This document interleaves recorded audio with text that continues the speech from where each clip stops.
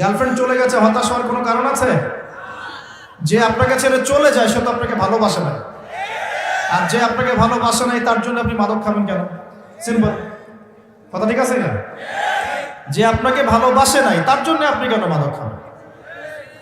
দেখা যায় বেকারত্ব, চাকরি বাকরি পাচ্ছে না, বাসা থেকে প্রেশার, কামাই রোজগার নাই, ঘরে বসে বসে খাস, হ্যাঁ তোর পিছনে এত টাকা ঢাললাম, পারিবারিক সাপোর্টের অভাব, মায়ের মমতার অভাব, বাবার একটা বন্ধুত্ব সুলভ আচরণের অভাব, এইসব কারণে ও ভিতর থেকে ফ্রাস্ট্রেটেড হয়ে যায়।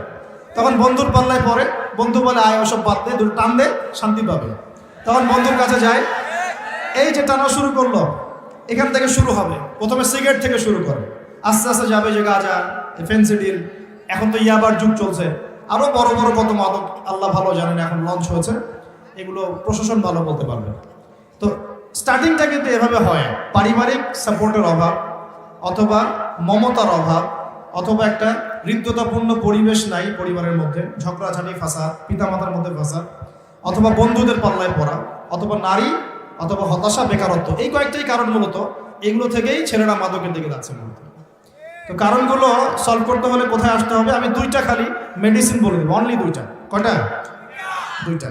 আমি চ্যালেঞ্জ করছি, এই দুইটা মেডিসিন যদি প্রয়োগ করা যায় যুব সমাজের উপরে, ইনশাআল্লাহ 1% যুবক মাদক খাবে না ইনশাআল্লাহ।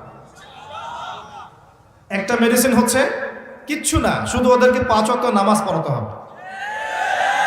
টাইম টু টাইম তোমরা 5 ওয়াক্ত নামাজ পড়বা, যত হতাশা, গ্লানি, কষ্ট দেখবা, সমস্ত কষ্ট ওই আল্লাহর সামনে ঢেলে দিবা। যখন তোমার কেউ ছিল না, যে আল্লাহ তোমাকে দেখেছে, ওই আল্লাহর সামনে ঢেলে দিতে হবে। পারা যাবে ইনশাআল্লাহ? এই একটা মেডিসিন। অতএব নামাজই বানান, মানুষকে বেশি বেশি নামাজই বানান, অটোমেটিক সে মাদক থেকে দূরে আসবে ইনশাআল্লাহ। আল্লাহ পাক ওয়াদা করেছেন, আল্লাহ বলছেন ইন্নাস সালাতা তানহা আনিল ফাহশাই ওয়াল মুনকার ওয়া লাযিকরুল্লাহি আকবার। আল্লাহ বলছেন শোনো, নিশ্চয় নামাজ পড়ার মতো পড়লে, নামাজ কায়েম করার মতো করলে, এই নামাজই তোমাকে সমস্ত পাপ থেকে দূরে রাখবে ইনশাআল্লাহ। নামাজ, আমি 3G 4G নামাজের কথা বলছি, নামাজের কথা বলছি যে নামাজ আপনি মনোযোগের সাথে, খুশুর সাথে নামাজে কি পড়ছেন বুঝতে পারছেন, সেজদায় গিয়ে দোয়া করছেন, আল্লাহকে পাচ্ছেন, এই নামাজের কথা বলছি। এই নামাজ যে ব্যক্তি পড়তে পারে 5 ওয়াক্ত, ইনশাআল্লাহ মাদকের ধার কাছেও সে কখনো যাবে না ইনশাআল্লাহ। আর দ্বিতীয় মেডিসিন হচ্ছে, সেটা হলো আল কোরআনুল কারীম, যেটা আমার হাতে দেখছেন। এই আল কোরআনুল কারীম যদি আপনি প্রতিদিন কমপক্ষে 1টা পারা করে তেলাওয়াত করেন, 30 দিন 30 পারা, প্রতিদিন 1 পারা, প্রতি মাসে 1 খতম, যদি এতটুকু এই জিনিসটা অভ্যাস করতে পারেন, ইনশাআল্লাহ আপনার মনের মধ্যে প্রশান্তি দিয়ে ভর্তি থাকবে, কোনো কষ্ট থাকবে না ইনশাআল্লাহ। আমি চ্যালেঞ্জ করছি আপনাকে, ইমপ্লিমেন্ট করে দেখেন, প্রতিদিন 1 পারা, কতটুকু? অন্তত 1 পারা, 30 দিন 30 পারা, মাস শেষে 1 খতম হবে ইনশাআল্লাহ। এই আমলটা ধরে রাখতে পারলে দেখবেন আপনার মনে নূর এবং প্রশান্তি দিয়ে ভর্তি থাকবে ইনশাআল্লাহ। সারা দুনিয়া অশান্তি, আপনার মনে শান্তি, কোনো অশান্তি কাজ করবে না ইনশাআল্লাহ। আল্লাহ পাক আমাদের সবাইকে এই দুটো মেডিসিন প্রয়োগ করার তৌফিক দান করুন। এবার আসি ভাই, ওই সময় সব লিখে দেওয়া হয়েছে যে আপনার রিজিক, হায়াত, তারপরে কাজ কি হবে, সাফল্য, সৌভাগ্যবান না দুর্ভাগ্যবান হওয়া। এরপরে যখন আমরা ছোট ছিলাম, মায়ের দুধ পান করেছি, তখন কিন্তু আমরা আমাদের দায়িত্ব নিতে পারতাম না। আমরা বিছানায় পেশাব পায়খানা করেছি, কেউ আমাদেরকে দেখে নাই, পিতামাতা দেখেছেন, তখন আল্লাহ পাক আমাদেরকে দেখেছেন, তখনও আল্লাহ আমাদের সাথে ছিলেন। আমরা শ্বাস নেওয়া শুরু করি, শ্বাস নেওয়া, এই শুধু শ্বাস নিঃশ্বাস নেওয়ার যে ক্ষমতা বা এই যে নেয়ামত, এই নেয়ামতটুকুর শুকরিয়া কি আমরা আদায় করতে পারবো? আমাদের শরীরে রক্ত চলছে, রক্ত যে সংবহন তন্ত্রটা চলছে, এই রক্ত সার্কুলেশন বন্ধ হয়ে গেলে আমরা বাঁচবো? এটা কে দেখছেন? এটা এই যে হার্ট যে পাম্প করছে, হার্টবিট, একটা হার্ট পাম্প করার পরে আল্লাহর অনুমতি চায়, আল্লাহ আরেকবার পাম্প করবো কি? আল্লাহ অনুমতি দেয়, তারপর পাম্প করে। এত সহজ? রাতে যখন ঘুমাই আমরা, আমাদের আত্মা আল্লাহ পাক নিয়ে নেন, এটা অনুমতি প্রাপ্ত হয় যে আমি আল্লাহকে আবার ফিরিয়ে দিবেন, যদি দেয় তাহলে আপনি সকালে উঠবেন, না হলে উঠতে পারবেন না। সূর্য ডুবে আল্লাহর পারমিশন নেয় যে আমি কি আগামীকাল আবার উঠবো, আল্লাহ পারমিশন দিলে তারপর ওঠে। প্রভু, রব কি জিনিস, আল্লাহকে চিনতে হবে। আমরা যখন কিছুই করতে পারতাম না, হাঁটতে পারতাম না, আমরা দাঁড়াতে পারতাম না, আমরা আগে হামা করে দিতাম, তারপর আমরা বসা শিখেছি, তারপরে আস্তে আস্তে কিছু ধরে দাঁড়ানো শিখেছে, তারপর আস্তে আস্তে আমরা একটু হাঁটা শিখলাম, তারপর দৌড়ানো শিখলাম। এখন আস্তে আস্তে আমাদের শরীরে শক্তি আসছে না, যৌবনকাল চলে আসছে, এখন আমরা আল্লাহকে আর চিনি না। এখন আমরা আল্লাহকে কি চিনি না। লক্ষ লক্ষ কোটি কোটি যুবক বাংলাদেশের বাড়িতে নামাজ পড়ে দেন, ও মনে করে যে ওই সব কিছু, যৌবনকালে এসেছে, ও মনে করে এটাই আমার সব কিছু। তারপরে লক্ষ লক্ষ মেয়েও আছে যারা কিন্তু নামাজ পড়ে না, ওরা ভুলেই গেছে যে ওরা মায়ের গর্ভে কখনো ছিল। আমরা সবাই মায়ের গর্ভে অসহায় ছিলাম, আমরা ভুলে গেছি যে আল্লাহ পাক তখন আমাদের সাথে ছিলেন।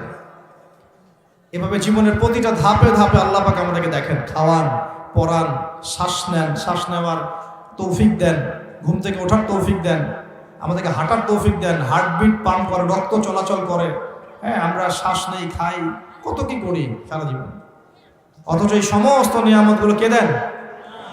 সে আল্লাহকে যদি ভুলে যান তাহলে কোশ্চিনকালেও দুনিয়ায় সফল হতে পারবেন না, পরকালেও সফল হতে পারবেন না। আমরা তো কারো প্রতি অল্প একটু ইহসান করার পরে, মনে করেন একজন বন্ধুকে আপনি 4-5 বার টাকা পয়সা ধার দিয়েছেন, এখন সে যদি আপনার সাথে বিরুদ্ধাচরণ করে, আপনি মুখের উপর বলে বসেন, তোর জন্য এত কিছু করলাম, তুই আজকে আমার জন্য এটা করলি। আরে সারা জীবন ধরে আল্লাহ আমাদের জন্য কত কি করে যান, প্রতি মুহূর্তে, প্রতি সেকেন্ডে। একটা আয়াত আছে সূরা আর রহমানে, কুল্লা ইয়াউমিন হুয়া ফি শান, মানে আল্লাহ পাক সব সময় কন্টিনিউয়াসলি প্রতি মুহূর্তে এই মহাবিশ্ব পরিচালনার কাজে ব্যস্ত আছেন। মনে করেন এখানে যত মানুষ আমরা আছি, সবাই যদি আমার সাথে এখন একসাথে এট এ টাইম মোসাফা করতে আসেন, আমি বিরক্ত হব না? সবাই এসে হুমরি খাওয়া শুরু করে মোসাফা, সবাই আমাকে যদি একটা কথা একসাথে বলা শুরু করেন, আপনার একটা কথা, আপনার একটা, আপনার একটা, আপনার একটা, সবগুলো আমি শুনতে পারবো? 1 সেকেন্ডের মধ্যে সারা বিশ্বের কোটি কোটি মানুষ একই সময় আল্লাহর কাছে দোয়া করে, আল্লাহ সবার দোয়া শোনেন, এক মুহূর্তেই শোনেন। আমরা সবাই এখন বসে আল্লাহর কাছে চাচ্ছি সবার মনের। জান্নাতে যাওয়ার পরে, জান্নাতে যাওয়ার 100 কোটি বছর পর আমরা কি করব আল্লাহ এখনই সেটা জানেন, জানেন না? আবার জাহান্নামে যাওয়ার 100 কোটি বছর পর জাহান্নামীরা কোন শাস্তি ভোগ করবে আল্লাহ সেটাও জানে। তো এই মহান রবকে এখন মানুষ বিশ্বাস করে না, এখন নাস্তিকতার যুগ চলছে, আস্তাগফিরুল্লাহ। এখন কি প্রোটেস্ট্যান্ট ইসলামের যুগ চলছে, মানে কিছু অংশ ইসলামের পালন করে, কিছু অংশ পালন করে না। ইসলাম, কোরআন, হাদিস, পর্দা, এই বিষয়গুলোকে মানুষ এখন কটাক্ষ করা শুরু করছে, আক্রমণ করা শুরু করছে। গত পরশু দিনে দেখলাম যে সুইডেনের মতো কান্ট্রি, ওরা তো বাক স্বাধীনতায় নাকি বিশ্বাস করে, ওখানে প্রকাশ্যে আল কোরআনকে পুড়িয়ে দিল। দেখেছেন না? দেখেছেন না? আরো ঘোষণা দিয়েছে যে আস্তাগফিরুল্লাহ, আরো বলে পড়াবে এবং শুকরের রক্ত দিয়ে নাকি কোরআনকে মাখিয়ে দিবে। নাউযুবিল্লাহ। তো আমরা দোয়া করি আল্লাহ পাক ওদের চেহারাগুলোকে জাহান্নামে জ্বালিয়ে দেখ। হেদায়েতের দোয়া করতে পারবো না, এদের জন্য হেদায়েতের দোয়া করার রুচিবোধ আমাদের মধ্যে নেই। আল্লাহ পাক অচিরেই এদেরকে ধ্বংস করবেন ইনশাআল্লাহ, অচিরেই ধ্বংস তো হবে, এটা আমি নিশ্চিত। কারণ আমি শেষ জামানার ছাত্র, স্টাডি করি যে 3টা বড় বড় ভূমিকম্প আসা এখনো বাকি আছে। তার মধ্যে একটা হবে পশ্চিমা সভ্যতায়, এই ইউরোপিয়ান সিভিলাইজেশনের মধ্যে পশ্চিমা সভ্যতা একটা বড় ভূমিধস হবে অচিরেই। এখানে একটা বড় অংশের মাটি নিচে চাপা পড়ে যাবে ইনশাআল্লাহ। এটা কি আমাদের 10টা বড় নিদর্শনের একটা। 3টা বড় বড় ভূমিকম্প বাকি আছে, একটা পশ্চিমে, একটা পূর্ব দিকে, একটা পৃথিবীর মাঝখানে। তো এরা কোন জাতি? এরা সমকামী, ছেলে ছেলেকে বিয়ে করা এদের কাছে জায়েজ। তো ওরা তো কোরআনের বিরোধিতা করবেই, কোরআন তো এর বিরুদ্ধে কথা বলছে। কোরআন বলছে সমকামী একটা কম ছিল, কওমে লূত, ওদেরকে আল্লাহ পাক এমন শাস্তি দিয়েছেন যা বিশ্বে কাউকে দেন নাই।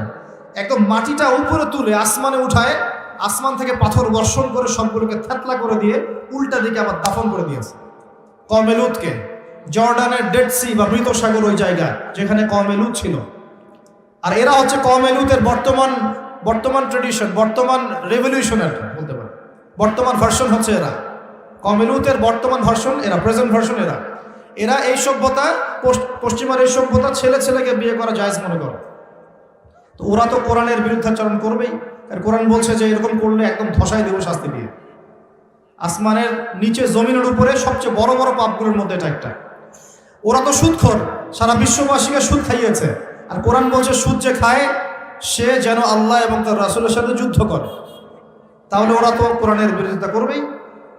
কোরআন বলছে যে সমাজে সাম্য থাকতে হবে, সাম্য। আর ওরা তো সাম্যের বিরোধী, ওরা মানবতার ধ্বজা ধরে বিশ্বের বিভিন্ন মুসলিম কান্ট্রির মধ্যে মুসলিম থেকে নির্যাতন করেছে। ওরা তো কোরআনের বিরোধিতা করবেই, স্বাভাবিক। কোরআন বলছে এইসব জালেমদের সাথে জিহাদ করতে, আর এই কিতাবে সেটা লেখা আছে। তাহলে ওরা তো এই বইটা পুরোতে চাইবে না? এগুলো পড়লে তো আপনার ভিতরে একটা জজবা চলে আসবে, ওরা চাইবে এখান থেকে আপনাকে দূরে সরাই দিতে। কোরআন বলছে মুসলিমদের ঐক্যের কথা, তো ওরা তো মুসলিমদের ঐক্য পছন্দ করবে না, অতএব কোরআন তো পুরাতে হবেই ওদের কাছে। কোরআন বলছে ওরা বস্তুবাদী আর আখিরাত চিরস্থায়ী, তো বস্তুবাদী এই সভ্যতা আখিরাতমুখী সভ্যতার বিরুদ্ধাচরণ তো করবেই। কোরআন বলছে যে দিন ইসলামকে আল্লাহ পাক পাঠিয়েছেন সারা বিশ্বে বিজয়ী হওয়ার জন্য, আর ইসলাম যদি বিজয়ী হয় ওদের অস্তিত্ব থাকবে, অতএব তারা তো বিরুদ্ধাচরণ করবে। কোরআন বলছে মাদক থেকে দূরে থাকার কথা, আর ওরা মাদক ফ্রি অ্যাক্সেস সবাই খাচ্ছে, তাহলে ওরা কি বিরুদ্ধাচরণ করবে না? স্বাভাবিক। কোরআন বলছে যে জেনা থেকে দূরে থাকো না, জেনার কাছেও যেও না। আর ওদের সভ্যতা এমন সভ্যতা যেখানে বাবাও মেয়ের সাথে জেনা করে না। বিশ্বাস করছেন না কথা?